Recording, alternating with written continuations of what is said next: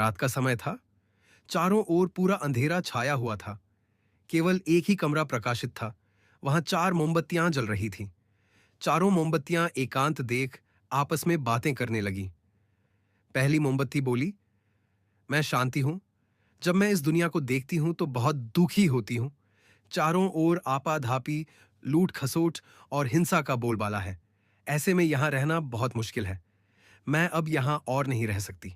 इतना कहकर मोमबत्ती बुझ गई। दूसरी मोमबत्ती भी अपने मन की बात कहने लगी। मैं विश्वास हूं।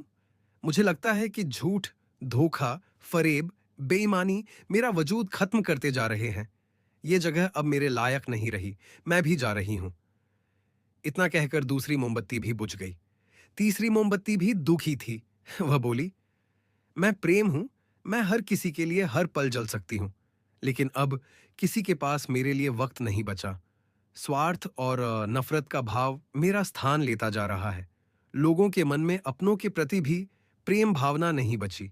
अब ये सहना मेरे बस की बात नहीं। मेरे लिए जाना ही ठीक होगा। कहकर तीसरी मोमबत्ती भी बुझ गई। तीसरी बत्ती बुझी ही थी कि कमरे में एक बालक ने प्रवेश किया। मोमबत्तियों को बुझा हुआ देख उसे बहुत दुख हुआ। उसकी आंखों से आंसू बहने लगे। दुखी मन से वो बोला, इस तरह बीच में ही मेरे जीवन में अंधेरा कर कैसे जा सकती हो तुम? तुम्हें तो अंत तक पूरा जलना था, लेकिन तुमने मेरा साथ छोड़ ड दिया। अब मैं क्या करूंगा? बालक की बात सुन चौथी मोमबत्ती बोली, घबराओ नहीं बालक। मैं आशा हूं और मैं तुम्हारे साथ हूं। जब तक मैं जल रही हूं तुम मेरी लौ से दूसरी मोमबत्तियों को जला सकते हो। चौथी मोमबत्ती की बात सुनकर बालक का ढांढस बंध गया। उसने आशा के साथ शांति, विश्वास और प्रेम को पुनः प्रकाशित कर लिया। शिक्षा। जीवन में समय एक जैसा नहीं रहता। कभी उजाला रहता है तो कभी अंधेरा। जब जीवन में अंधकार आए, मन अशांत हो जाए, विश्वास डगमगाने लगे और दुनिया पराई लगने लगे, तब आशा का दीपक जला लेना।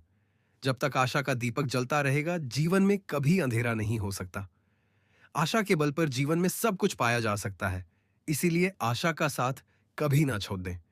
सदैव प्रसन्न रहिए। जो प्राप्त है पर्याप्त है। जिसका मन मस्त है उसके पास समस्त है।